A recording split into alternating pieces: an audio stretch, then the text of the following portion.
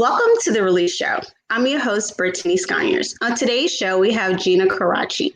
She is a health and wellness coach whose life began with a rough childhood. Her mother left the family at a young age, leaving her father to raise her two children with support from their family. During these depressing times, much was expected, making her best seem mediocre. Fortunately, this hard reality was the foundation that made her successful. After acquiring a bachelor's degree in biology and psychology, things were looking bright for Gina, especially when she became a traveling therapist and found her life partner. Unfortunately, the relationship ended shortly, causing her to gain weight, develop depression, anxiety, and a negative perception of reality. Years later, Gina launched her company, Gina Marie Fit, LLC, where she teaches fitness and health. This business has been successful and is especially designed to address the real issues women face on their journey. As for women that aren't ready for a private trainer yet, Gina created a free wellness community on Facebook to give women a place to start their journey. She is a kind-hearted woman who, despite her painful past, wishes to see the best in her fellow women. Let's welcome Gina. Hello, thank you so much for having me. Thank you so much for being on the show. I'm so excited. So let's jump right into it. Yay! Let's jump right into it. Let's talk about your childhood. Your mother left the family at a young age, leaving your father to raise you and your sibling. Do you know why your mother left? Actually, no, I don't. It was one of those things where, looking back on it now, I have a large part of my childhood I don't even remember. And the doctors kind of explained that's probably just my body's way of protecting itself from the trauma. But my family, my mom and dad, they were divorced. And we did that whole weekend back and forth thing. And eventually one weekend she brought us back to our dad, and that was it. And at the time, I have a brother and a sister. But my brother and I stayed with our dad, and my sister went with her mom. She later came back to us, but we have not had any connection or anything with our mother from that time period all those years ago. Wow. When you got older, did your mother's decision to leave affect your life? Yeah, actually, it was one of those things where now looking back on it and after doing a lot of healing and therapy and realizing it was the best thing that could have happened to us. My dad and our family did a wonderful job stepping in. And for us, it really didn't seem that abnormal until I got older to understand all of these things I was feeling. I couldn't figure out why I would feel this way. And I felt kind of like a lot of people in my life would leave. And it always was something that fell back on me. I blamed myself a lot. I felt like if the person that brought me into this world didn't want me, why would anybody else? And it literally took me quite a long time to get over these abandonment issues. And it was something that I didn't understand why I kept manifesting in my life and why I kept feeling the way I did. But it made me strive to work really hard. It made me a perfectionist because I thought if I could be a certain way, then people wouldn't leave my life. And then people kept leaving my life. And it kind of gave me this weird relationship with myself where I strived too hard and I had these unrealistic expectations for perfection. And I kept striving to be worthy of other people's love when the reality was if I didn't love myself properly, I wouldn't be able to accept love from other people. And I think that all stemmed just from, somebody carries you for all of those months and then decides well into your life they don't want to be a part of your life. I feel like it would have been different if I had been given up as a baby. But I think she just realized that motherhood wasn't for her. And so, I do have some gratitude for her that she did leave because the situation we were growing up in wasn't healthy. It wasn't anyone's fault. It wasn't our family's fault. There's a lot of things that happened that I never even talked about, didn't tell people about. I was ashamed how I was growing up in that sense. And I had this wonderful family and my dad that really normalized things. And we didn't really realize how much we didn't have until classmates and things would ask questions, or you'd meet new people and they'd ask about your parents. And it was always one of those things I just said she wasn't here anymore. And thankfully, most people don't press the issue. But when I do have to talk about it, I would say my mom abandoned me. People would just feel so bad for you. And I don't feel bad for me. I'm grateful I had a dad. and a family that could take us. We easily could have ended up in like foster care or in a different scenario. So it definitely manifested a lot with abandonment issues and why I strive for perfection for so long. But it's something that I still work through to this day. So would you say that the therapy really helped you a lot, and do you continue to go to therapy? Yeah, so I don't go to therapy now. I went shortly after everything happened because I like wasn't talking a lot. And apparently as a kid, I don't remember any of my childhood. And so apparently as a kid, I was a very chatty individual. I was a very high energy individual. My grandma tells a story of like I would just run, constantly running around their house. So I went to therapy and they explained, they said, she's been through trauma and this is just her body's way of coping. I wasn't big on talking about my feelings or emotions. And then when I got older and I started realizing, like kind of in college, going through like significant heartbreak and just like life in general, I didn't feel right. And so I started going to therapy. And what we realized is I had triggers. And once I figured out my triggers for my anxiety and depression, it's one of those things where you can't prevent it from happening. But when you notice you're having those triggers, you can take it as a means of establishing coping mechanisms, which is what it taught me. And I don't go to therapy now. I utilize a lot of the things they taught me. But I've read a lot of books, especially on depression, anxiety, and I've done a lot of energy work because I have my Reiki level 1. And it really does make a lot of sense when you think about what I've learned in Reiki and all of the work I've done now, where all of these issues came from when I was a child and how it does manifest in our adulthood. But I'm a huge fan of therapy. I think people should all go to therapy. I mean, you don't have to have a bad childhood to need therapy. There's a lot of things people struggle with, including my clients, that I noticed that I always encourage people to address those issues with a medical professional because they will manifest later in your life if you don't address them properly. Yes, that is true. And I do believe in therapy too. And therapy really helps you. It helps you deal with life situations. So when those situations arise again, it's like you know how to deal with them. Like you say, you have these coping mechanisms that you use. So whenever you do go through something bad or something that could trigger you to be depressed again, you know how to deal with it. You know how to retrain your mind and your thoughts to happier thoughts, or you know how to deal with it. And I think that's really great. Yeah, it's definitely really beneficial because we get triggered a lot in our adult life. And so having a means to handle that is super important. Yes. And so how would you say, do you have any contact with your mom now? No, we've never know where she is? Okay. Nope, don't know where she is. It's been a very interesting scenario just as things have come up in like adult life and things like, I don't know much about me in that end or in her family. And like, I don't even know like when I was born, like what somebody asked me my time of birth for like a chart. And I don't even know that. And so it's been interesting. I'm fortunate I have older cousins and they have photos of us because we have nothing from our childhood. When she left, all of her stuff went with her. And so it's been really neat recently. They've been getting out photos and telling me stories, and I feel kind of weird because I look at them because I don't know what they're talking about, but it's nice to hear like, oh, you really did exist and you had this life and you did these things.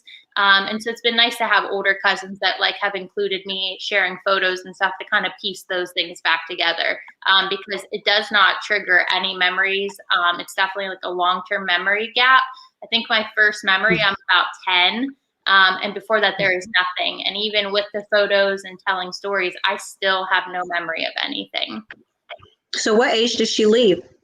I think we were in like the fourth. I think we were in the fourth grade. We moved to the town I live in now. We had changed schools and everything. And I think we were in fourth grade. I want to say like fourth grade going into fifth grade. There was like a transition. And she just slowly kind of made her way out because we lived with her at first, and then we were taken back to our dad's, and then that was it. And that was the last time I physically ever saw her. So have you ever tried to find her like online or anything like that? No, honestly, I know it's like for some people they may like need that closure, but I don't. I feel like I'm really fortunate. I have such a great support system between my family and my friends. My friends' families treat me like I'm a part of their family. They include me with holidays and stuff. And I feel like I feel like I'm lucky. I feel like, yes, that was a hard upbringing. Yes, I've been through some stuff, but I feel like if it would have lingered in my life and she would have kind of come and gone, that I would have had significant more issues than I did. So for me personally, I'm grateful for, she gave me life. I'm grateful for bringing me into this world, but I feel like she did what was necessary for her, and I have no even ill feelings about it. I'm not upset. I feel like some people just aren't meant to be parents, and at least she did the right thing, and, made sure we went to a safe home with our dad, and they stepped in, and my dad really stepped up. But I feel like for me, I just don't need that in my life. That's great. Did you say that? I had another guest on here who actually went years and years trying to find her parents, like for a long time. So, some people need it, for closure, and some people don't. So yeah, and I don't understand. call or judge anyone. I actually was watching a television show on Netflix, and this one girl, like, she's this wonderful life, but she was really missing that link, and she waited. And by the time she finally decided to find her dad, he had passed away. And so I just kind of made peace with it in myself, without having that presence of that person. I feel like therapy taught me a lot about that, how to heal, regardless of if you can have that closure physically or not.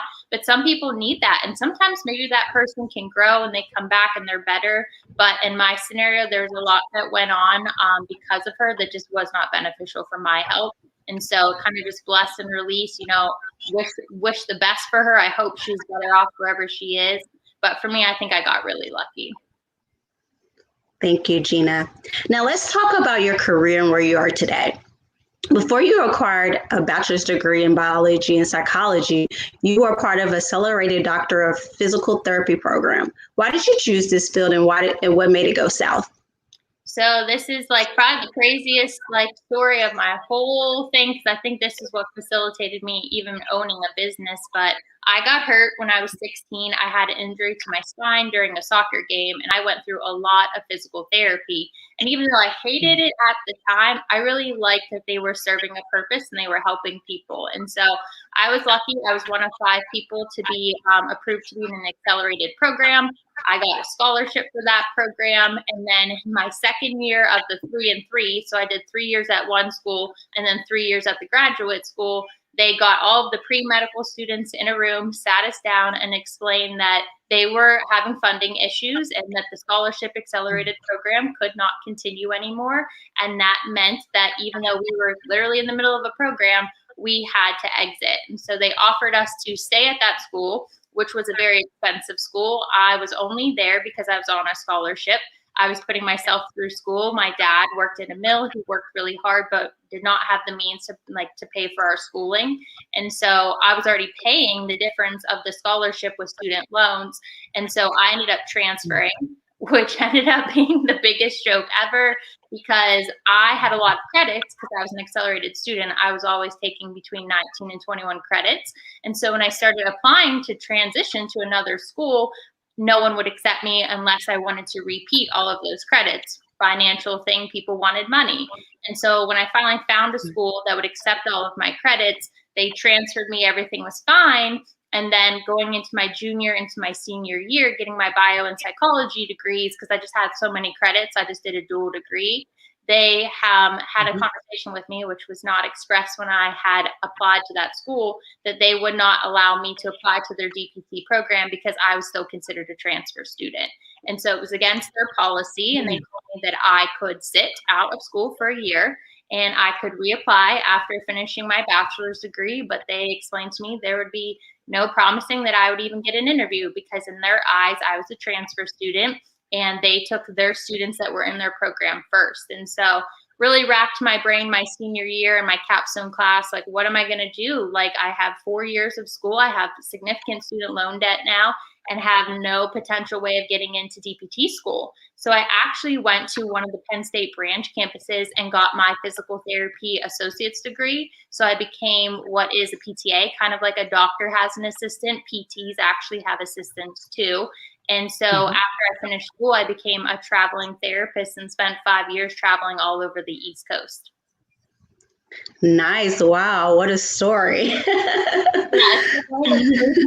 My story, a lot of people don't know, because everyone on social media has met me well after school. I didn't even have social media in school. I had like a Facebook account, but like it's not something you use like you do having a business. So a lot of people don't even know I have multiple degrees and that I was even an accelerated DPT student. Even, you know, where I work at, a lot of people don't even know that. For me, it was significantly frustrating because I have like this excess debt and no degree to show for it, but I've tried to make the most of it the best I could. That's great. Depression is real, and during your time as a travel therapist, you experienced heartbreak that devastated you and even caused you to lose weight. How are you able to regain your sanity after the breakup? So, yeah, that is one of those moments in life that if I could go back, I would shake myself because my whole identity had got like kind of roped up into this individual. I had it all. I had the job. I had a really wonderful relationship. I had a great relationship with that person's family. My family liked the person I was dating, and it was like too good. Like it was like almost one of those things where you kind of question. And unfortunately, that ended very abruptly. I did not see it coming. I was totally blindsided. And looking back on it, I kind of just like became super depressed. Like I feel like I was already having issues. Yeah, I'd been away from my family for so long at that point. And then kind of like having this whole scenario happen, we broke up. It was very abrupt. We lived together. We had a home together. So I had to move out of that home. I had to drive home for my contract job. I was actually in Baltimore at the time. Had to drive home, pack up my stuff. It was just a whole mess. And when I returned back to Baltimore, I just shut down. I literally was not leaving the house unless I had to go to work. I would just stay in my room. I was just like binge watching Netflix. I would alternate whatever drive-through I hadn't been to that week. And I quickly just started gaining a significant amount of weight. I gained like 30 pounds in 6 months. And I'm actually after a month after that whole situation happened, I had to go to a doctor's appointment. And I was just going to get my wisdom teeth out. And I was like a chicken. I'd waited too long. They had like broke through my mouth. Like I was having all this pain. And they actually sat me down and they were showing me these images. And I just like looked at them like, what are you guys talking about? And there was actually a mass in my jaw. And that mass had become infected and it became abscess. And the infection started spreading towards my brain. It was like going up the side of my face, they explained. So I just had my whole life uprooted. I had to move.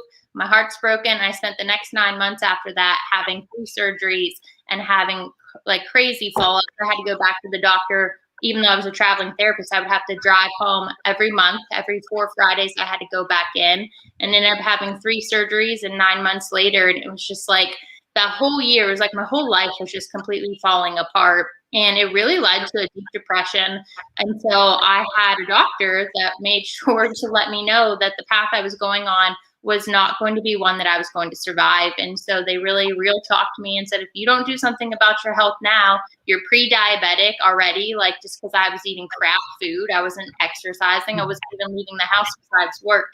And it got really serious and they kind of scared the crap out of me, to be quite honest. And that kind of led to why I started a health and fitness journey. That's great. Wow. What a story, Gina. Wow, you've been through a lot.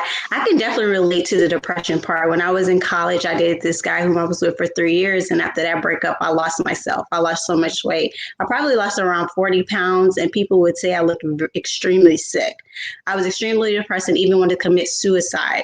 Why do you think women take breakups so hard? Is it because we're so emotional? I don't even think it's, I think for me, especially for me, it was having that unconditional love, having somebody that supported you, who accepted you for who you are.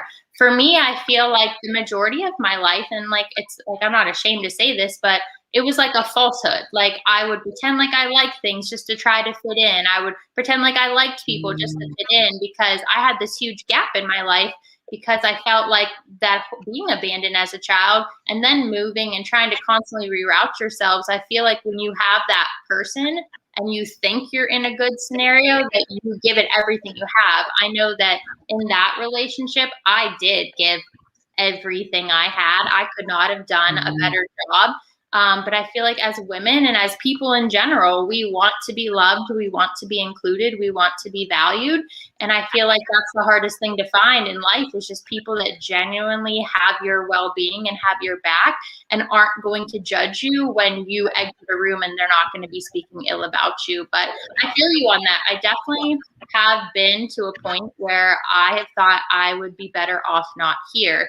And I went to therapy for that because I couldn't quite understand why I was having such dark thoughts, and why, like, when really big things in my life would happen, like breakups or my health issues, why I would be so overwhelmed and stressed that I would just feel like, maybe, maybe my mom got it right and I shouldn't be here. Like, maybe she knew something I didn't know, and I don't belong here anymore. So I really feel you on that.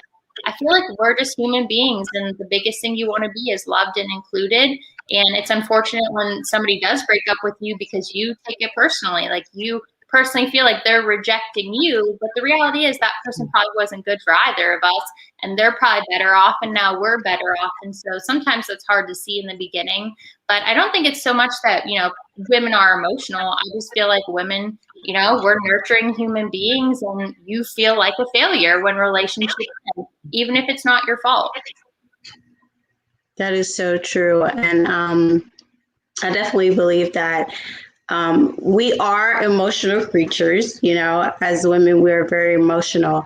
But I think a lot of times breakups and things that go on in your life have a connection to something that's happened previously in your life. So like you, the void of not having that love and affection from your mom because she left you, right? Okay, the void for me, not having that love and affection from my mom who was presently there. My mom didn't know how to show me love and affection because she didn't get that growing up herself. So she carried that on into our relationship to the point where we actually will write each other letters to tell each other how we felt. So I think a lot of times we're responding to things that have happened in our past when we're getting into relationships, because I was the same way. Every time a relationship would break up, I'd want to commit suicide. And I didn't understand that either.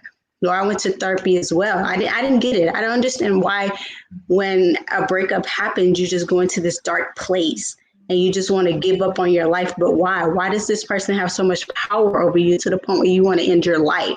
And so I wanted to get out of that. And finally, when I went to therapy for an extended period of time to help myself, I knew I needed it. It really helped me, and it really opened up my eyes to see a lot of things that I didn't see before, and how to cope with breakups or deaths or anything that happened in your life. I was able to cope with those things after going through therapy. And that's why I think it's very important that we all should go to therapy. A lot of times we feel like we can fix our own lives, and we can't. Sometimes we need that person to talk to help us, guide us through these situations so that we come out on the positive side, on the brighter side.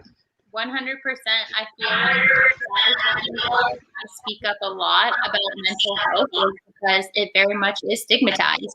I live in a very small town, and I know that when I speak about my story or situations, it makes people uncomfortable. And it's one of those things where if I don't start speaking up and I don't tell my story, then how are other people that are in the thick of it going to know that there's hope, that there is light at the end of the tunnel? Like, I think back when I truly wanted to give up, it was after my dad and my grandpa, they had passed away like a month apart. And I remember I felt so lost. And I just was like, what's the point of me being here anymore? And I remember just thinking like how I felt then and how my life is now. And I just think, oh my God, like, if you wouldn't have gone to therapy and you wouldn't have figured out your triggers and you wouldn't have worked on yourself and done everything you did, you wouldn't even be here. And I can't imagine not being here in the life I've built for myself. And I think that's so important, is we have to normalize allowing people to have emotions. Everyone, all people. I feel like we stigmatize a lot with males as well, not allowing them to be emotional, really putting a lot of pressure on them. But if we start talking about these things more, and we start sharing our stories and listening to people instead of judging them, recounting their experiences, I really think the game could change. And I really think we could help a lot of people to feel supported and not have to feel so judged because they do have those thought processes, because it's not abnormal and there's nothing wrong with feeling that way. It's okay to not be okay. You don't have to be okay all the time, but you have to do something if those thoughts if they continue to linger and they don't go away. And that's great. And that's why I started the show, is for people to release their stories into the atmosphere to help inspire and help other people in the world. I think it is very important for people to share their stories, to help other people who can't seem to help their stories. Tell their stories or can't get out of those situations that they're in. And mental health, mental illness, yes, has been on an all-time high, with the pandemic and everything that we've been going through lately. And that's why I'm going to be starting Mental Illness Mondays, so that I can get on mental health therapist on the show to kind of help people and give them knowledge on how to deal with their emotions and things of that nature, because I think it is very, very important. And people don't realize the importance of therapy because they're so afraid of going to therapy and telling people about their life. And you just need that help. You need someone to be there to help you through it, because you're not going to get through it on your own. You're going to eventually fall back into that situation and continuously go through this pain that you can avoid.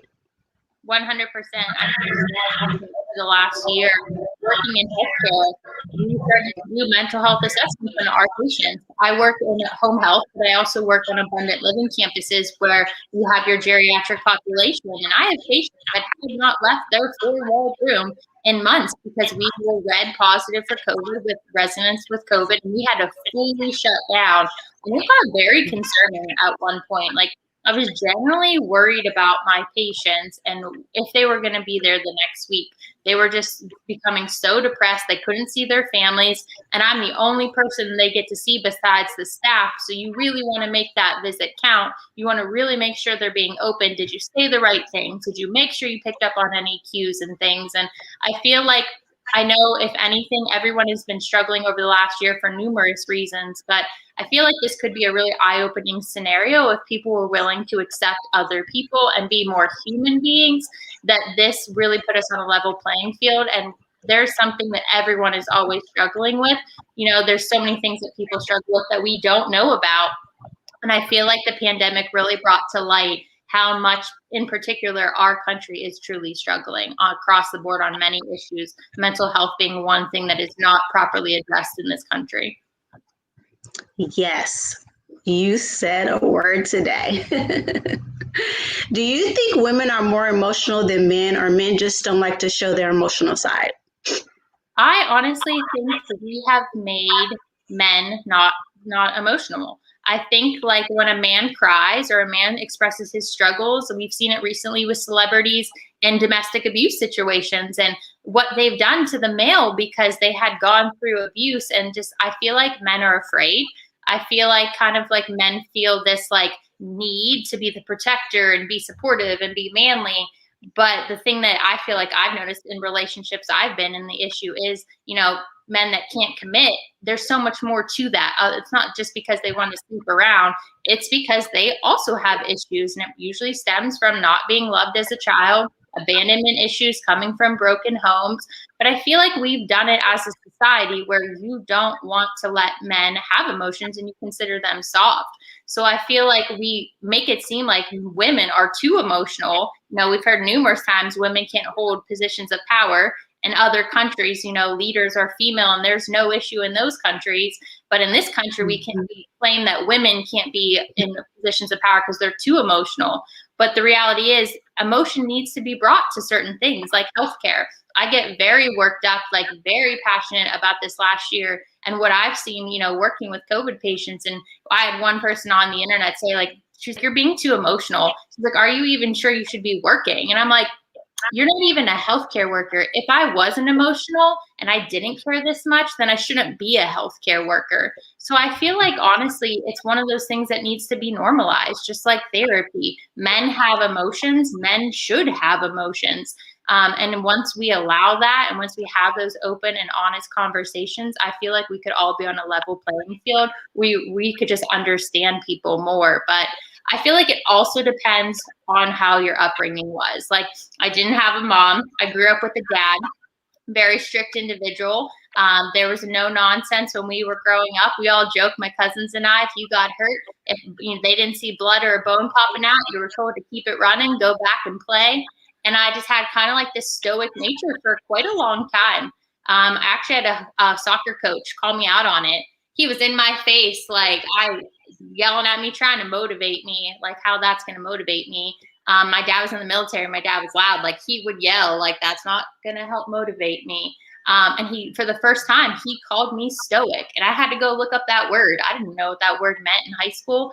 And I really much was emotionless because I didn't want to become too attached to things, because for a really long time, I felt like if I did love someone, they would leave. And that cycle continued on for a really long time for me. So I feel like ever since I become 30 plus, as I like to say, some like switch has flipped, and I have emotions and feelings, and like a show like New Amsterdam, I am obsessed with.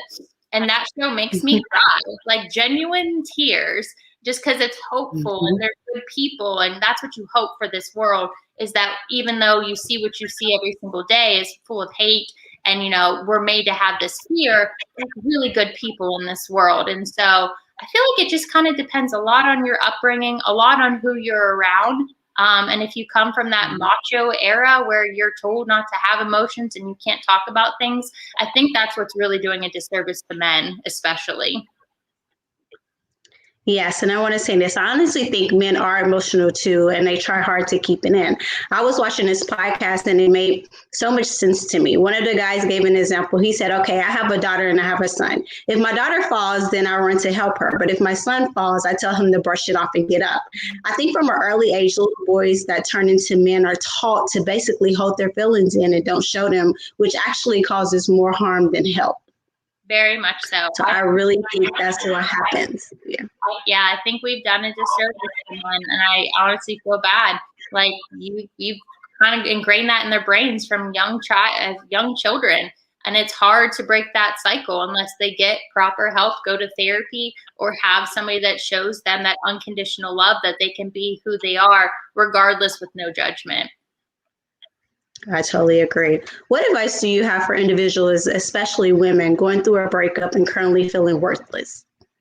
Honestly, I really feel like if there's anything I could have told myself like years ago now, it's been like several years now, is that you have been given an opportunity. I feel like it's the same thing every day we wake up. When you do feel worthless, when you have somebody that breaks your heart, somebody leaves your life, it is an opportunity for you to do some serious inner work and to see what it is that you want in your life. And when I looked back on my relationship, I noticed I was compromising on a lot of things that the person I am today would never have allowed. And so if you are feeling worthless, this is the best opportunity you could have to take a deep dive and to work on yourself. Do things that you want to do. For me, I fell in love with fitness. There was something so empowering about lifting weights and working on my body and transforming who I was externally, but then I started to do a lot of inner work. And so if you have allowed yourself, I was one of those people, I'm not judging you, that you tied your identity to another person, allow yourself to cut the cords and really focus on what you want in your life. Right. I always tell my clients, brainstorm, make a list, brainstorm. If you could have your ideal life and you had your ideal situation, what would you look like? Where would you be? Who would be in your life? What would you be doing? Nothing holding you back. Just write it all down. And it's really interesting when you do that and you see things about yourself you didn't realize you wanted. It's an opportunity for you to start doing the work to become that person, to achieve those things. So instead of feeling like I'm worthless because that person didn't want me, be grateful that person released you from a situation that was not worthy, that was not worth your worth, and take the time to do the work to really find out what you want for yourself. Because if anything, if I ever ran into the individual that like truly, I was devastated. I remember the Facebook status I wrote the day after it happened was literally the word devastated with a period. And my best friend, she's now passed away from breast cancer, she immediately called me and was like, get your butt to my house right now. Like, let's go. And she really helped me a lot to really understand, like, you have this opportunity. What do you want now? Like, this is not going to change. This person's not coming back. So what do you want for your life? And it really was like the catalyst for the person everybody sees today. I did not have confidence. I struggled significantly with body image issues, especially playing sports in college. Like, really taught, like, did a disservice to my body with things I would do, supplements I would take. And it all just stemmed from that need to feel that love and acceptance. But what I have learned, and it's taken me 33 years to understand it, is you accept the love you think you deserve. And until you change that, nothing else is going to change. And the universe will keep giving you back the same thing until you learn the lesson, set boundaries, and maintain those boundaries. Oh, wow. I love everything that you just said. And I'm so sorry for the loss of your best friend. I was that best friend that spoke up, and always, when my friends would come to me and tell me, you know, what situation they were in or the breakup they were in, I would always push them to get out of those situations and give them great advice. But for myself, I don't understand why I couldn't do it for myself. I could do it for them, but I just couldn't do it for myself. And, you know, I lost relationships, friendships from being like very blunt and very like open, you know, about things. But it was so weird because I was wondering, why couldn't I fix myself? Like, I can help fix everybody else's relationship, but I couldn't fix my own. It's so much easier to give advice than it is to take it and actually utilize it to take massive action. But I feel you on that too. I'm a very opinionated person. I have very strong beliefs, and in the last year of everything that our world has gone through, specifically our own country, my speaking up on certain issues I've significant amount of people have unfollowed me. I've heard things said about me, and, you know, my name has been in rooms my feet have not ever entered. And it's one of those things where I feel like when I was a partner with another wellness company, we were encouraged not to have an opinion about really controversial topics. And looking back on it now, one, I feel fake that I ever even like kept my mouth shut, knowing how I truly felt. But two, I feel like when you really speak up about certain things and your belief systems, and you are blunt and honest, you know, people might not be ready to hear it, but it's an opportunity for growth. And I personally only want to surround myself with people who are open-minded, who are honest, who are not judgmental, and who are willing to talk about the hard topics. Because I feel like until we really start talking about a lot of things, including mental health, nothing's going to change. So I feel like, yes, it's not always well received. And some people think, you know, you keep your opinions to yourself, but I feel like in the space that we're in, those opinions help manifest and mold our businesses and align us with the people we're supposed to be helping. And to be quite honest, I don't want to work with certain individuals that don't even believe we should all have the same basic human rights. So I feel like, as hard as it is, and people have a lot of things to say when we are blunt, I think when you say things that need to be said, you might not be able to receive it then, but it will help that person down the line. Yes, I truly believe that 100%. You said that your passion for inspiring and empowering women to take the power back began after you enrolled in an online wellness group. Can you tell us more about the epiphany and what motivated you to act on it? Yeah, so shortly after my doctor kind of gave me the real talk, and she was blunt, I actually had a friend reach out to me. I was going to a gym to buy a superfood smoothie. I was not going to the gym. I did not work out at the gym, but my friend, who was like super organic and healthy, she was like an incredible human being. I would look at her and I'm like, well, she's thin and she drinks this shake. I'm like, well, I'm going to drink this shake and I'm going to be thin. Like, cause that's the thought process we have in the health and fitness space. And so I would drive to this gym every single week. I'd buy this shake. I wouldn't go into the gym, and I would drive home. And a friend of mine, we had actually worked at a special needs summer camp together. And she was like, oh, you drink such and such. She's like, I actually work for that company. And I was like, what do you mean company? Like, there's like actually there's a whole company behind this smoothie I was drinking. Had no clue. And so what ended up happening is I joined one of her wellness groups, started doing some at-home workouts. As somebody that used to be really fit at that time, going back to the gym was so intimidating. I would go to the gym and I would just go home. Like, I just couldn't do it. I seeing all these people around me, which should have inspired me, actually made me feel worse about myself. And so I ended up losing all of the weight. I actually got too thin at one point, kind of got obsessive about it. I do have an addictive personality where I get like very addicted to working or working out. And like, I became too thin. And it really is one of those scenarios where they would always do posts and things, and they had contacted me and they said, like everyone in the group really loves like your support. I was just commenting on people's posts, like didn't think anything of it. I just generally want to support the people I come in contact with in my life. And that led to me coaching for them.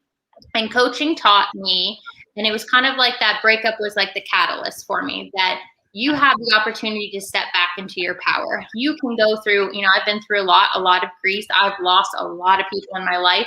And it's this opportunity where I would say, step back into your power, take control of your life. What do you want? And then let's take massive action to make it happen. And so being a part of such a supportive community, I'm no longer a part of that company. I'm still actually friends with a lot of those women. I met incredible people because of that journey. I was a part of that company for several years, but it really taught me how to stand tall, how to pull my shoulders back, how to be proud of the journey and what I was accomplishing instead of being so focused on the end game. Because what I started noticing is when I did lose all of my weight and I hit that goal weight, I wasn't happy. I was actually super depressed and I was too thin because I was becoming obsessive about it and I wasn't doing the inner work. And so being a part of that company, personal development was very much encouraged. I thought personal development was like self-help books that were telling you that you're awesome.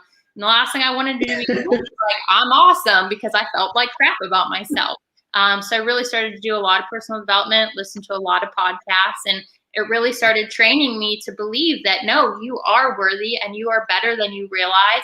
And I took the reins back because of that, stepped into my own power. And now I want to inspire and empower other people to do the same.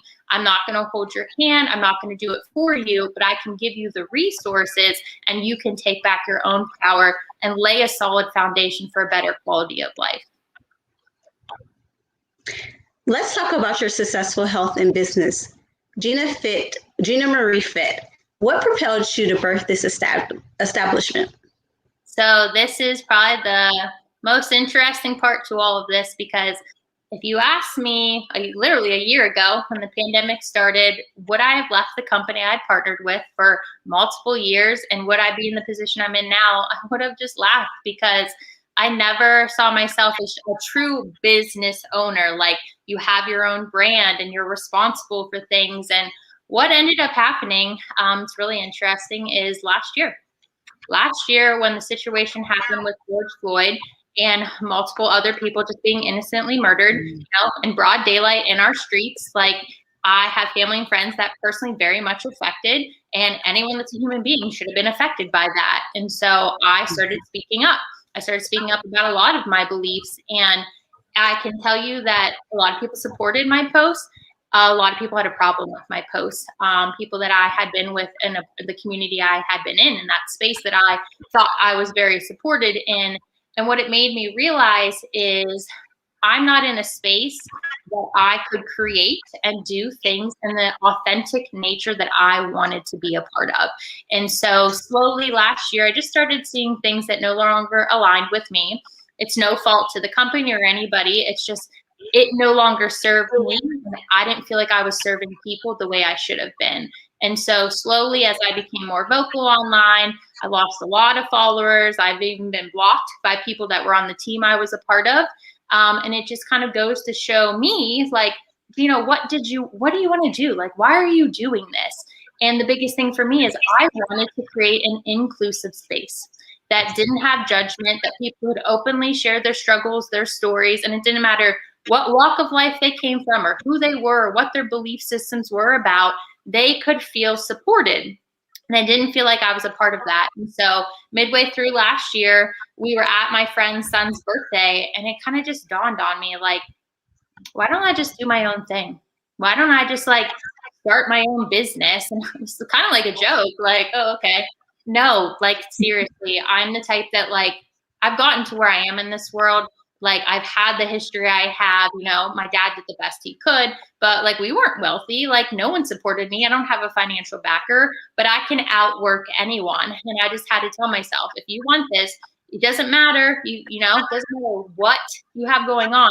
You can outwork anyone. And so I joined this business program that was super helpful. Her name's Kendall. She is Fears to Fit on Instagram, and she actually created a business course. It's like a 10-week course for online coaches to properly coach, to have a proper business, to have the right nutritional information, to have the right knowledge, and to truly know how to do like lead generation and funnels and all these things that like I had no clue about. And that was like the catalyst. I don't know what it was in that program, but they encourage you to create a course for your clients. And in a matter of the first few weeks, my 12-week course was done. Everything was ready to go. All of my images, I had made all of my presentations, and they had said to me, they said, we've never had anyone complete their course so fast with such quality information. And it was just like something finally just started to turn. And so I helped all of my clients who were in my previous wellness groups make sure they were supported. They'd gotten several emails, and then I just started to do my own thing. And so I created my course, opened a private one-on-one coaching business. And then at the end of last year, I realized I wanted to do more than just health and fitness coaching. So I opened an LLC that finally got approval because of COVID. It just took a really long time this January. And now I'm going to offer kind of like, I want to like call it a very inclusive thing that encompasses all sides of what you need in your journey. So I've created ebooks. I do recipe books. I have workout guides now. Now I have like every month I host a free challenge because I know not everyone can afford a private coach. And that was my biggest issue being a part of a company who was in charge of pricing and things, is if you didn't have X amount of dollars, you couldn't buy that package and get access to that community. And I just felt like I was doing a disservice by turning people down. And so now I have a multiple tier offers of things I can offer clients, different price points and things. I work with my clients to figure out what their needs are. And eventually, like, I'd really like to take this into something that encompasses all wellness. So I have a background in Reiki. I have a background in yoga, obviously health and fitness. And I've made a lot of very interesting friends over the last 6 months being a part of that community. So I'd like to eventually host wellness retreats and give to women all of these resources that they might not necessarily have access to, and give them the tools to help focus on themselves and to honestly heal so that they can truly step into their power and they feel inspired and empowered, instead of looking at other people like, I wish I could do what she does. You 100% can. Let's get you to that point by giving you the tools and the resources. So it's one of those things that it happened on accident. But now looking back, I'm so grateful for everything. The partnership with the company that led me to figuring out my passion for fitness. And now I'm grateful I get to do it in my own way. What an inspiration. That is a beautiful story. While your business is slowly becoming popular, have you considered writing a book that talks about your journey from zero to hero? You know, it's funny that you asked me that, because throughout multiple periods of my life, people have asked me, why don't you write a book? I'm like a lengthy writer with my captions. I just have a good way with my words. And so it's something I've really thought about. I thought about starting maybe like a podcast to get it like in the audio version first, kind of like what you're doing, like sharing things, bringing in resources and things, doing interviews. But at some point, I feel like I would like to do something. I do have a blog. In the last few weeks, I've been working on this big challenge I just hosted. So it's something I'm going to step back into. So that's kind of like the basis for getting it started. But I would really like to write a book or do something in the sort that makes an impact for other women, to help them understand, you know, especially if they've gone through trauma or grief or loss, how to make that transition into truly achieving what they want in their life without feeling like they can't do it because they're held back for whatever self-limiting beliefs they have. So what about a TED Talk? I know that would be really interesting, to be quite honest. I feel like if that was presented to me, I totally would. I mean, pre-COVID, I've gotten really comfortable, just like, I think just because of being in that space I was in. I used to host team calls. And so like you had to get comfortable talking with people. So if something was presented to me, I totally would do it. I feel like you'd be doing a disservice to the people you're meant to be helping if you don't speak up. So it's definitely something that I would be open to if it was presented to me. Before we wrap up the show, we'd like to know your plans you have for yourself and Gina Marie Fit. So right now my focus is on one-to-one clients. I have finished my course, so I want to work on helping women in a smaller group setting, and then I'm going to offer group coaching towards the middle of the year. And then I want to start getting into a space, creating a community, expanding my Facebook community, so that I am able to eventually start hosting wellness retreats for women. That's my big end game goal. I'd like to get my yoga training certification so I can start teaching yoga. I really want to expand having that personal experience, getting people back together again. So I used to host like free wellness classes on Zoom. So I'd like to get back to doing those things and offering resources to other women to really help them along their journey. But definitely scaling things. I have a lot of friends that have requested a workout line, like a fitness apparel line. I don't know, like in the grand scheme, if that's going to happen, but I do want to create physical products, whether that's journals or, having books and resources. I mean, I utilize gratitude journals and things. So I definitely want to create physical products. And then I want to start hosting courses. So I've taken my course. I'd like to expand on that and start hosting courses. That's incredible. Well, please let everyone know how they can connect with you and be a part of one of your wellness programs or one-on-one meetings that you have. Yeah, so you can find me anywhere across social media. It doesn't matter what platform you're on. It's Gina Marie Fit. I host a free wellness community called the Soul Vibe Tribe on Facebook.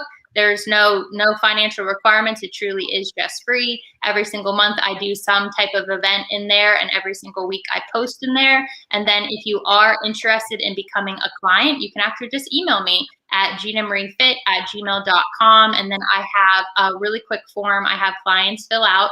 Takes a deeper dive into wellness. It's not going to just ask you what your personal goals are physically. It's going to talk about a lot of the issues and what you want for yourself.